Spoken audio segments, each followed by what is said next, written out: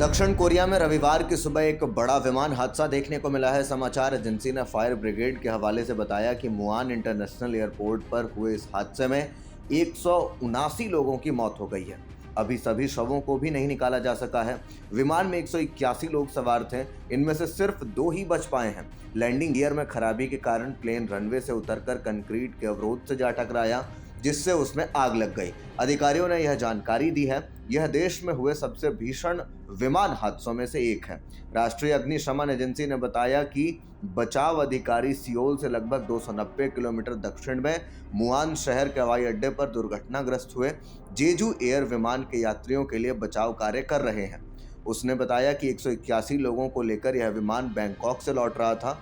ये भी बताया कि आग पर काबू पाने के लिए 32 दमकल गाड़ियां और कई हेलीकॉप्टर तैनात किए गए हैं। दुर्घटना के फुटेज में दिख रहा है कि जेजू एयर का विमान हवाई पट्टी पर फिसला और उस दौरान उसका लैंडिंग गियर स्पष्ट रूप से बंद था। इसके बाद विमान कंक्रीट से एक अवरोध से जा टकराया।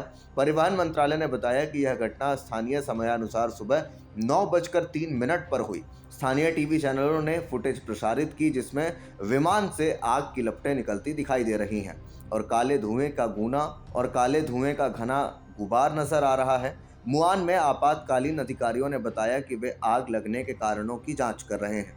उन्होंने बताया कि ऐसा प्रतीत होता है कि विमान के लैंडिंग गियर में खराबी आ गई। परिवहन मंत्रालय ने बताया कि विमान बैंकॉक से लौट रहा था और उसमें सवार यात्रियों में से 2 थाई नागरिक भी शामिल थे। थाईलैंड के प्रधानमंत्री पैतोंग तार्न शिनवात्रा ने सोशल मीडिया मंच एक्स पर एक पोस्ट के माध्यम से दुर्घटना के कारण प्रभावित हुए लोगों के परिवारों के प्रति गहरी संवेदना व्यक्त की। पैतोंग तार ने कहा कि उन्होंने विदेश मंत्रालय से तत्काल सहायता उपलब्ध कराने का आदेश दिया है।